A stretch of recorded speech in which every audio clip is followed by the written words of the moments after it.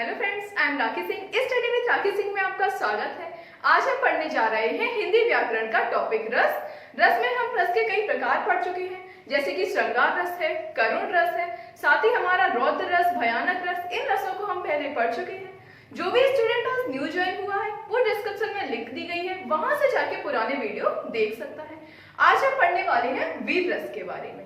वीर रस में या फिर और सभी रसों में हम क्या पढ़ते हैं? सबसे पहले रस का स्थायी भाव पढ़ते हैं, उसकी परिभाषा पढ़ते हैं, देन हम उनके उदाहरण समझते हैं और उदाहरणों के माध्यम से समझते हैं कि इसमें कौन सा रस है। अब आती है वीर रस की बात। किसी भी रस में या फिर हम कहें किसी भी पंक्ति में वीर रस का भाव कब स्पष्ट होता है, या फिर हम वीर रस की परिभाषा बनाते हैं तो हम किस तरीके से बनाते हैं? वे पंक्तियां जिन्हें पढ़ के मन में उत्साह का भाव आए या फिर मन में वीरता का भाव हो, या फिर हम कह सकते हैं किसी भी काव्य को पढ़ने, सुनने या देखने से मन में जहां देशभक्ति का भाव हो वहां हम वीर रस पढ़ते हैं, या फिर हम इसकी परिभाषा बनाते हैं तो वीर रस का स्थायी भाव होता है उत्साह।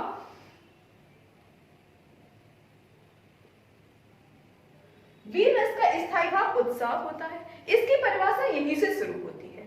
उत्साह नामक स्थायी भाव का जब विभाव, अनुभाव और संचारी भाव से संयोग होता है तब वीर रस की उत्पत्ति होती है। अब यह विभाव, अनुभाव और संचारी भाव क्या होते हैं? यह होते हैं रस के अंग, जो कि पुराने वीडियो में हम पढ़ा चुके हैं। वीर रस की परिभाषा समझी हमने। वीर रस का स्थायी भाव होता है उत्साह। उत्साह नामक स्थायी भाव का जब विभाव, अनुभाव और संचारी भाव से संयोग होता है तो वीर रस की उत्पत्ति होती है। अब हम देखते हैं वीर रस के उदाहरण।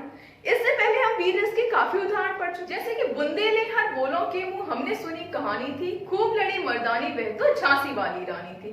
यानी कि हमने 6, 7, 8 में ये सभी उदाहरण पढ़े हुए होते हैं। जैसे सरफरोशी की तमन्ना अब हमारे दिल में है, देखना है जोर कितना बाजुए का दिल में है। इस तरीके के हमने उदाहरण वीर रस के अंतर्गत पढ़े हुए होते हैं। अब हम पढ़ते हैं कुछ अन्य उदाहरण। झाला को राणा जान मुगल फिर टूट पड़े थे झाला पर, मिट गया वीर जैसे मिटता परवाना दीपक ज्वाला पर। यह प्रसंग उस समय का है जब मुगलों और राणा के बीच लड़ाई हो रही होती है और राणा को मुगलों ने चारों तरफ से घेर लिया होता है, परंतु झाला देखते हैं कि मुगलों ने राणा को घेर लिया है तो वह राणा का मुकुट लेकर अपने सिर पर पहन लेते हैं, जिससे मुगल झाला को राणा समझे। अब वैसा ही इसमें प्रसंग है, झाला को राणा जान मुगल, मुगलों ने झाला को राणा समझा और फिर टूट पड़े थे झाला पर। फिर झाला से लड़ाई करने के लिए टूट पड़ते हैं, क्योंकि झाला का कहना था कि यदि राणा आप बच जाते हैं तो युद्ध हम बाद में भी कर लेंगे। इस तरीके से झाला मुगलों से युद्ध करने लगते हैं। मिट गया वीर जैसे मिटता परवाना दीपक ज्वाला पर। अब झाला भी थे, वो भी एक इंसान ही थे, कोई मूवी के कोई हीरो तो थे नहीं कि जो एक बार में लिया सबको मार डाला। इसलिए उनसे जब तक लड़ा गया वो तब तक लड़े। उसके बाद क्या हुआ, वो वीर गति को प्राप्त हो गए। किस तरीके से हुआ? मिट गया वीर जैसे मिटता परवाना दीपक ज्वाला पर। जैसे एक दीपक ज्वाला के लिए मिट जाता है, उसी प्रताप से झाला भी राणा के लिए मिट जाते हैं। इस तरीके से अब हम देखते हैं दूसरा उदाहरण। दूसरे उदाहरण में जैसा कि बताया गया है, अपनी तलवार दुधारी ले फूंके नाहर सा टूट पड़ा, कर मच गया अचानक दल अश्विन के घन सा फूट पड़ा।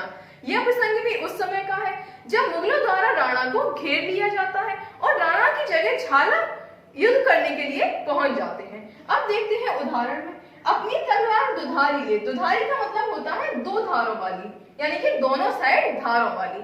अपनी तलवार दुधारी ले भूखे नाहर सा टूट पड़ा। कौन टूट पड़ा? झाला। भूखे नाहर सा का मतलब होता है भूखे शेर की तरह। भूखे शेर की तरह झाला युद्ध में कूद पड़े। कल मच गया अचानक दल अश्विन के घन सा फूट पड़ा, और युद्ध इतना घमासान हुआ, वहां इतनी भगदड़ मच गई जैसे कि कोई बादल ही फट पड़ा हो। इस तरीके से हमने समझे ये दोनों उदाहरण और हमने वीर रस की परिभाषा को भी समझा। अब हम पढ़ते हैं विभत्स रस के बारे में। जैसे कि विभत्स रस है, विभत्स रस का स्थायी भाव होता है जुगुप्सा। जुगुप्सा यानी कि घृणा। इसे हम घृणा के नाम से समझ सकते हैं, इसे हम ग्लानि के नाम से समझ सकते हैं। अब हमारे मन में घृणा का भाव कब होता है? जब हम किसी व्यक्ति के शव को देखते हैं जिस शव में कीड़े पड़ रहे हो, या फिर हम कहें कि जिस शव को जानवर नोच नोच कर खा रहे हो। यदि ऐसा दृश्य हमारे सामने आता है तो हमारे मन में कौन सा भाव होता है, हमारे मन में घृणा का भाव होता है।